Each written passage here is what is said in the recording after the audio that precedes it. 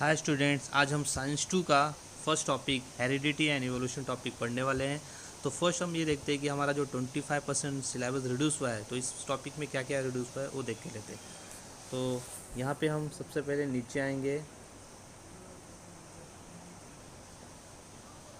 यहाँ पे आपको जो लाइन दिख रहा होगा,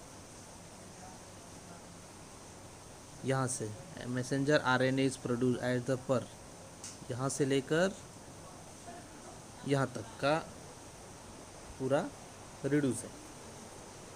मीन्स डेफिनेशन ऑफ ट्रांसक्रिप्शन आपको नहीं करना है, ये लाइन आपको रिड्यूस हो चुका है। नेक्स्ट देखते हैं, नेक्स्ट पेज पे, सेकंड पेज पे कुछ रिड्यूस नहीं हुआ है, पूरा करना है। पेज नंबर 3 पे आते हैं। यहाँ पे जो पैराग्राफ है 3.5 से लेकर ये पूरा पैराग्राफ आपको डिलीट हो गया है नीचे तक।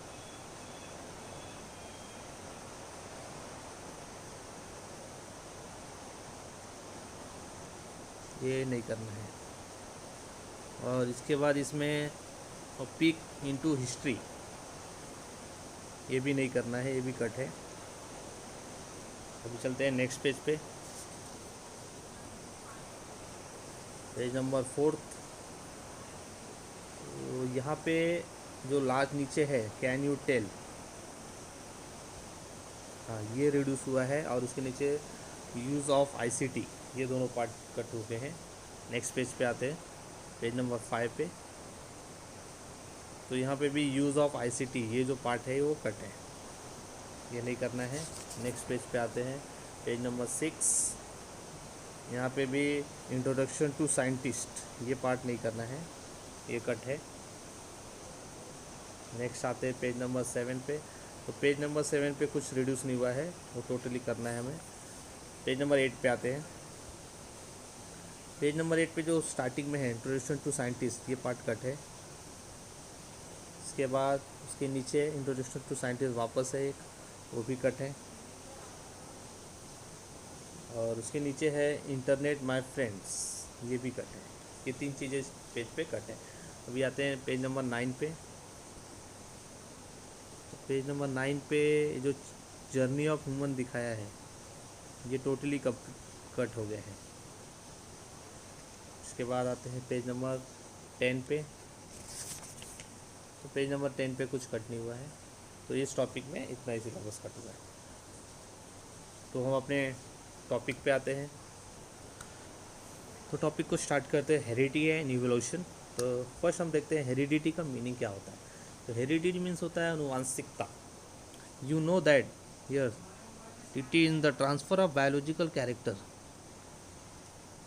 From one generation to other via genes. Means heredity means transfer of biological character. अभी जो बायोलॉजिकल कैरेक्टर होता है वो एक जनरेशन से दूसरे जनरेशन में ट्रांसफ़र होता है वाया जीन्स, उसी को हेरिडिटी बोलते हैं।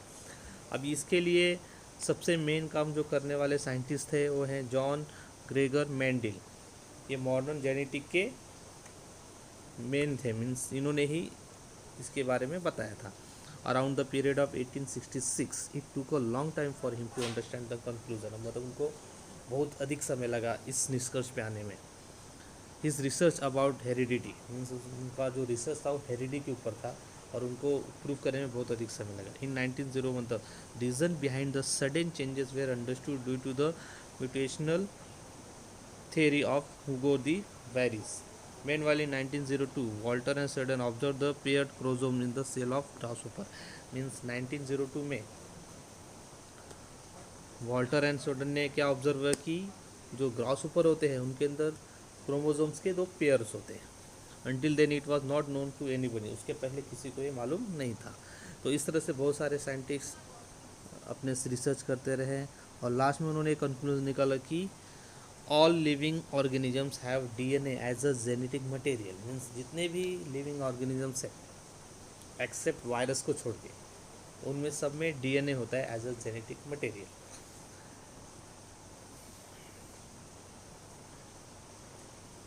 Next, the science of heredity is useful for diagnosis. Means ये जो हेरिडिटी का साइंस है ये कहाँ कहाँ यूज़ होता है।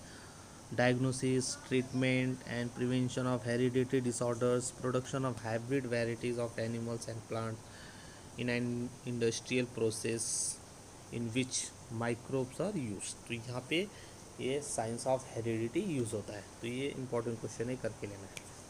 अब यहाँ पे ट्रांसक्रिप्शन का जो पार्ट है वो तो कट हुआ है, ठीक। देखते हैं हम, with the help of RNA the genes present in the form of DNA participate in the functioning of cell and thereby control the structure and functioning of body। अभी आरएनए के हेल्प से जो डीएनए होते हैं वो participate करते हैं cell function में and control structure and function of body, और तो हमारे बॉडी के कंट्रोल करते हैं। Information about protein synthesis is stored in the DNA. अभी इंफॉर्मेशन जो भी होता है प्रोटीन सिंथेसिस का वो कहाँ पर स्टोर होता है, डीएनए में। And synthesis of appropriate protein सारा requirement is necessary for body. अब जितने भी हमारे बॉडी को उसकी आवश्यकता होती उसको प्रोवाइड करते हैं। This proteins are synthesize by DNA through the RNA. अभी ये जो प्रोटीन होता है वो सिंथेसाइज होता है डीएनए से from RNA. This is called as a central dogma. अभी इसी को हम क्या बोलते हैं, सेंट्रल डोग्मा। अभी नीचे का पार्ट तो कट है। अभी नेक्स्ट पढ़ते हम, the messenger RNA form in nucleus comes in cytoplasm. अभी जो मैसेंजर आरएनए जो होता है जो न्यूक्लियस में फॉर्म हुआ रहता है वो कहाँ पे आता है, साइटोप्लाज्म में। It brings in the coded message from DNA. अब वो डीएनए से एक कोडेड मैसेज लेके आता है। The message contains the codes for amino acid. अब वो मैसेज जो होता है वो क्या होता है, अमीनो एसिड के लिए होता है। The code for each amino acid consist of 3 nucleotides. अब उस कोड में, अमीनो एसिड के उस कोड में 3 न्यूक्लियोटाइड्स होते हैं and it is called as a triplet codon. अब उसी को हम क्या बोलते हैं, ट्रिप्लेट कोडॉन। ये डेफिनेशन है ट्रिप्लेट कोडॉन का। Doctor Hargobind Khorana, a scientist of Indian origin, has made an important contribution of discovery of triplet codon for 20 amino acid. For this work, he has been awarded with the Nobel Prize in 1968 along with 2 other scientists. अभी doctor Harvind Khurana को Nobel prize मिला था triplet codon के बारे में, उन्होंने information दिया था। Each messenger RNA is made up of thousands triplet codon. जितने भी मैसेंजर आरएनए होते हैं वो सब 1000 ट्रिप्लेट कोडॉन से बन रहे थे। As per the message on messenger RNA m is supplied by the transfer RNA. TRNA means transfer RNA. For this purpose tRNA has a anticodon having complementary sequence to the codon on the messenger RNA. This is called as a translation. The amino acid brought in transfer RNA bonded together by peptides bonded with help of rRNA. अभी rRNA का meaning यहाँ पर ribosomal RNA. During this process, the ribosome keeps on moving from one end to messenger RNA to other end by the distance of triplet codon. This is called as a translation. अब यहाँ पे 2 definition है हमारे पास, translation and translation. ये दोनों definition यहाँ से करें। Such many chains come together to form complex protein. These proteins control various functions in the body of living organisms and their appearance too. अभी नेक्स्ट पार्ट देखते हैं हम, living organ can produce new individuals like themselves due to the genes only and some of those genes are transmitted to the next generation without any changes. अभी living organ जो होते हैं अपने जैसा ही सेम इंडिविजुअल्स को create कर सकते हैं by genes. Due to this some of the characters of parents are transmitted to the offspring. अब इससे क्या होता है कि जो कैरेक्टर होते हैं पेरेंट्स के उनके ऑफस्प्रिंग में भी आ जाते हैं। However sometimes sudden changes occur in those genes. अभी कभी कभी उस जीन्स में थोड़ा चेंजेस भी आ जाता है। Sometimes any nucleoids of the genes changes its protection and that causes a minor changes which is nothing but a mutation. अभी कभी कभी माइनर थोड़ा सा चेंजेस आता है जिसे हम म्यूटेशन बोलते हैं। Sometimes may be minor but some considerable. Example, mutation में causes the genetic disorders like sickle cell anaemia. अभी 9th में हमने पढ़ा है सिकल सेल एनीमिया के बारे में। This is a overlapping process and it's one of the proof for Darwin's theory of natural selection. तो यहाँ पे हमको पढ़ के लेना है। अभी नेक्स्ट पार्ट पे हम चलते हैं, हमारा इवैल्यूएशन। अभी इसका हम फर्स्ट डेफिनेशन देखते हैं। Evaluation is the gradual changes occurring in living organism over a long duration. अभी जितने भी लिविंग ऑर्गेनिज्म हैं उनमें जो चेंजेस आया हुआ है ओवर अ लॉन्ग ड्यूरेशन, बहुत लंबे समय से जो चेंजेस हो रहा है उसे हम इवोल्यूशन बोलते हैं। This is a very slow going process through which development of organism is achieved. Means ये प्रोसेस जो होता है बहुत ही स्लोली हो रहा है। All the stages in changes occurred in various components ranging from stars and planets in space to the biosphere present on earth should be included in the study of evolution.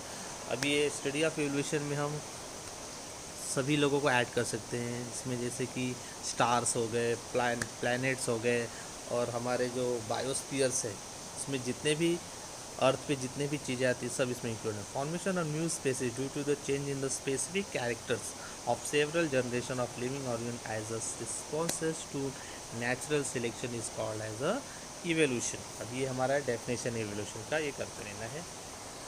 अभी next part है हमारा directly theory of evolution. ये बहुत important topic है, ये totally आपको करके लेना है, पूरा पैराग्राफ इसमें आता है थ्योरी ऑफ इवोल्यूशन में।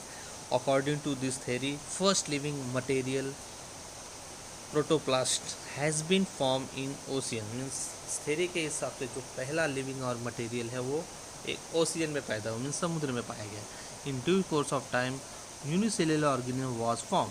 उसके बाद जैसे जैसे टाइम गया एक यूनिसेलुलर ऑर्गेनिज्म फॉर्म हुआ, मीन्स एक कोशिश सजीव तैयार हुआ।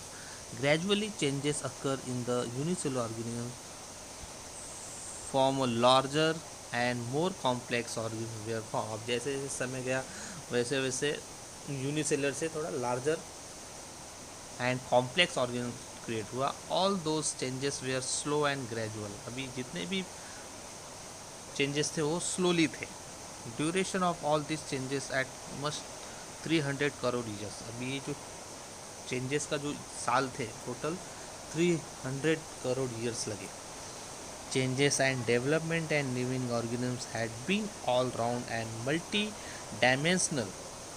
मीन्स ये जो चेंजेस था हर जगह पे हुआ था, मीन्स हर हिस्से में हुआ था शरीर में। And this leads to evolution of different type of organisms. Hence this overall process is called as a evolution which is organizational progressive development of plants and animals from the ancestors having a different structural and functional organism is called as evolution।